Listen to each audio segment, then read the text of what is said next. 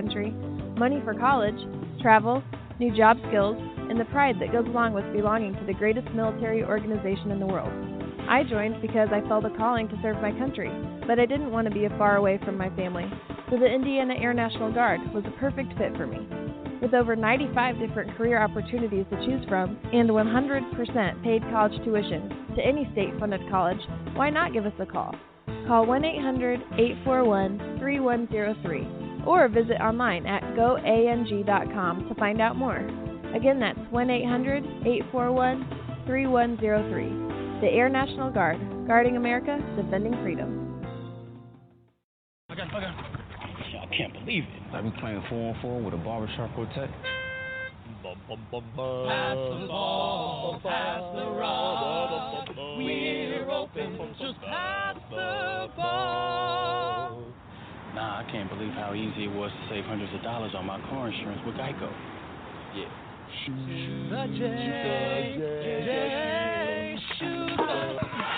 Believe it, Geico could save you 15% or more on car insurance. For more unbelievable Geico video. Morning face. You get it when you don't sleep well. This is what happened to Linda. Morning, guys. Good morning. Ah, what is that thing? It's me, Linda. Oh my God, it talks! Run! No, it's me, Linda from HR. It looks hungry! Save the children! Save them! Stay back! I've got mace! Ow, that went in my eyes. Quit moving! It's called beauty sleep for a reason. And there's never been a better time to get some. Get 20% off IKEA Sultan mattresses. IKEA, love your home.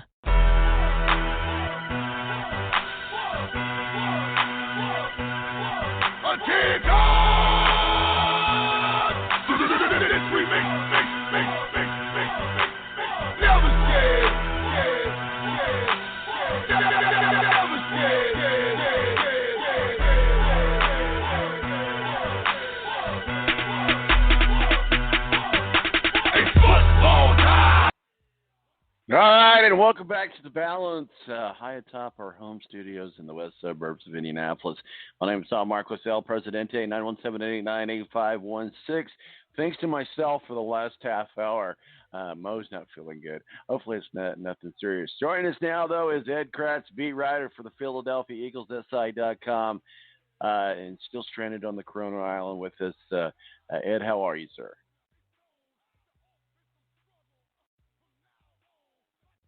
Ed, can you hear me? Ed Kracz, can you hear me? Tom. I can hear you now. Can you hear me, Tom? I can hear you. Gosh, I was on mute. I was on mute. Yeah. You'd think I'd have this figured out by now with all the Zooming we're doing and conference calling. Oh, my gosh. That's so funny because in progress, I guess. We have the same thing when we have the conference calls and stuff with the office, and we've got these. We use Teams, but it's just like Zoom or whatever, and you'll see their mouth moving, but we're like, nobody can hear you. Nobody can hear you. Oh, what? Wait, I was on mute. Yeah. So we do these, with the way things are. Eagles have been having teleconference calls with, some of their free agent signings and stuff. So. There's 30 or so reporters on the line, and not everybody mutes their line. So you hear dogs barking in the background, or, a kid will run in the room and you'll hear a scream. I don't know how difficult it is to just mute your line, but then sometimes when you go to ask a question, you forget your line was muted, and you're like, why didn't he answer me? How come I'm not? Nope. And then you realize, oh, my line was muted. So. I have to admit, I've been one of those guys that didn't mute, and I've got a series of things that happen in my house that create chaos with the hounds. There's walkers, there's bikers, trash man, mailman, Amazon, and just squirrels, ducks, or just maybe a sound. So they'll be completely laying content. Like they're both laying here beside me right now, but they'll just bounce up and just going crazy over nothing. You know what? Speaking of trash, man, I don't know what happened, but so Thursday is my trash day. So I usually wheel out my trash on Wednesday night, and then just they get the trash and I wheel it back. So that seems pretty easy, pretty common. And I'm looking out my window, and my trash is still there. It's still there. And a few hours later, I look out there, and I'm like, oh, the trash isn't there. But neither is my trash can. I go out there. I walk up and down the street. I don't want to think somebody stole my trash can in the middle of all this coronavirus, but I think somebody stole my trash can. I mean, oh man, there was toilet paper it wasn't in there, a windy but it was day, used toilet paper. It wasn't windy or anything. It didn't blow down the street. No, it was. It was kind of windy. That's what I thought, maybe because it has wheels. So I just thought maybe it took off on its own, but it would have made a crash landing somewhere, in somebody's yard or something. But it's gone. I don't know if somebody stole it or if it just got wheels and it just kept on trucking and got the heck out of Dodge. So that said, I've got to get trash can. You got to get another trash can. Maybe I'll get one without wheels this time. But then you got to do the whole drag thing. It's a whole thing, man. There's a science about you need the trash. Wheels. Yeah, you got to have the wheels. You need the wheels. Absolutely. Just take the chance that it won't, fly off on its own with the wheels. But you definitely need the wheels. Absolutely need the wheels. Ed Kracz, beat writer for the Philadelphia Eagles and SI.com.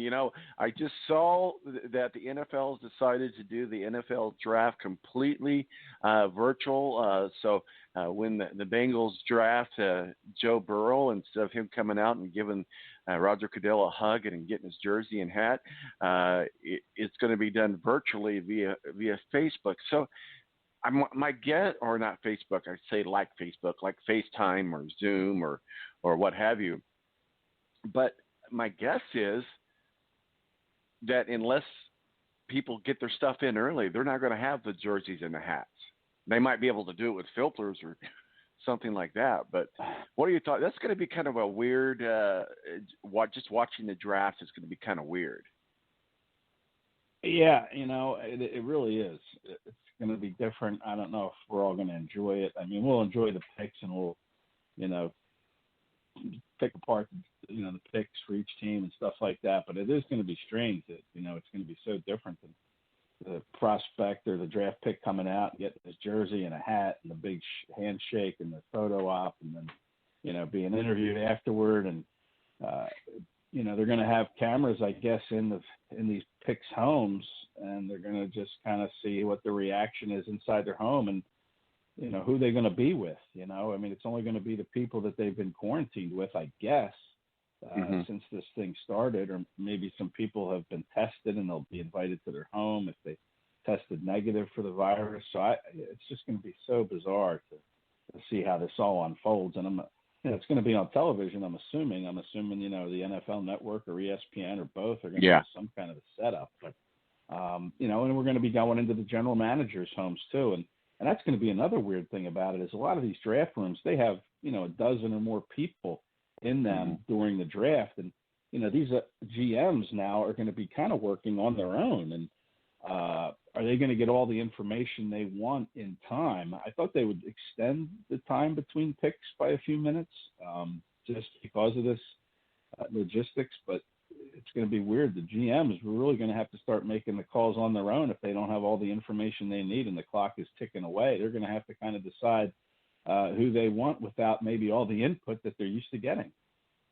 Yeah, I was listening to an interview locally here with Chris Ballard, and basically what they've got is they've got a direct connection with Ursay Reich and others that are part of the war room. They basically set up a virtual war room where they've actually got one screen set up that's for the draft board, where they've got somebody that's apparently they're going to be able to just with real-time talk and conversations, they're going to be able to get this done. But it's going to be kind of weird. We'll see what happens. But it's the new norm. Everything is kind of weird to us right now. Everything is a little bit foreign to us right now. And I want to talk with you. I want to give you an opportunity to talk with you about the article that you wrote about Pete Razlaff, who with the Philadelphia Eagles certainly passed away, but played his last game in 1966. But as you wrote in your article, the impact that he made in his 11 seasons with the franchise in the NFL will remain forever. Talk with us a little bit about the passing of Pete Retzlaff. Sorry. Yeah, Pete Retzlaff. Yeah. As far as the Eagles go, he played 11 seasons here, and he was originally drafted by the Detroit Lions in 1953 in the 22nd round. Imagine that. They had, I guess like baseball, baseball has, 60, 70 rounds. They just draft until the GMs get tired, I guess, in baseball. But the NFL had a lot of draft rounds back then. And he was taken in the 22nd round by the Detroit Lions. But he never played for them because he went right into the Army and served 2 years in the Army. And then when he came out, he had kind of been a fullback in college at South Dakota State, which of course doesn't produce a lot of NFL players. But the Eagles decided to sign him off of waivers when he came out of the military, and they moved him to tight end. And he really blossomed. He wasn't a really big guy. He was only about 6'1". He weighed about 210 pounds. So he kind of revolutionized that position. That tight end position in the NFL. And then, of course, players got bigger and faster and quicker from there. But he was kind of, the first really used tight end in the NFL, and he wasn't the biggest guy. So he kind of revolutionized the position when the Eagles moved him to that spot. When he retired in 1966, after 11 years, he was the team's all-time leading pass catcher in terms of receptions and yardage. And he's since those records have fallen since then, but he's still in the top 3 in those categories, which is really kind of amazing, 40-some years later, that those records have stood. And, as far as the Eagles again go, he was one of only 9 players in Eagles history to have their number retired. He wore the number 44. So, only one of 9 players to have their number retired in a history that spans back to when the league started in 1930. Is saying something, what he meant to this organization. And even when he was done playing, he came back to be the general manager for 3 years of the Eagles, and he was responsible for picking Harold Carmichael, who kind of revolutionized the wide receiver position in terms of the height. Carmichael was 6'8". He has since been elected into the Pro Football Hall of Fame himself this past voting process. So he was responsible for drafting Harold Carmichael. And then as far as the NFL goes, he kind of led the charge for the NFL Players Association. He was one of the first to suggest that, the players should unionize and first to kind of recognize that this is a blossoming business, the NFL, and that we're going to need a voice in the room with these owners. So he spearheaded the effort to get the NFLPA together. So that, he left his mark, league-wide as well, not just with the Eagles. So, it's unfortunate, of course. He passed away, but he was 88 years old. He died of natural causes in his home. I had a chance to meet him several years ago when Chip Kelly was the coach and had an open practice at Franklin Field in Philadelphia. He invited a lot of the old-time Eagles, which was really one of the things that I liked about Chip Kelly was he did kind of have that attachment to the past. He did a lot wrong, Chip Kelly, but one of the things he got right was having that open practice at Franklin Field, which, of course, is where the Eagles played their games to begin with. It's an older stadium on the campus of the University of Pennsylvania. It's the home to the Penn Relays. So it's a very historic field. And Pete Retzlaff came that day, as did Chuck Bednarik and a lot of these former Eagle great players. And Retzlaff couldn't have been any kinder. Very nice man to talk to. Very interested in what I was doing and how I covered the team, and asked me a lot of questions, and just a super guy, a super nice guy. So it's never good when you lose somebody, but again, he was 88, lived a great life, really made an impact, and someone that's going to be missed, in the Eagles organization. Yeah, that's a sad story that whenever you lose a legend like that, but in the times that we're in now, it sounds weird, but it's good to know that he died of natural causes as opposed to a lot of the things that are going on right now. Yeah, well, Tom, just to point out, you mentioned that, and the Eagles. That's the third guy the Eagles lost this week, former player. Tom Dempsey, the kicker, who's probably more associated with the New Orleans Saints. Remember Tom Dempsey had kind of was born with a disability of, only had half a foot, and he wore a special shoe. But he kicked for the Eagles for a number of years. He made the record 63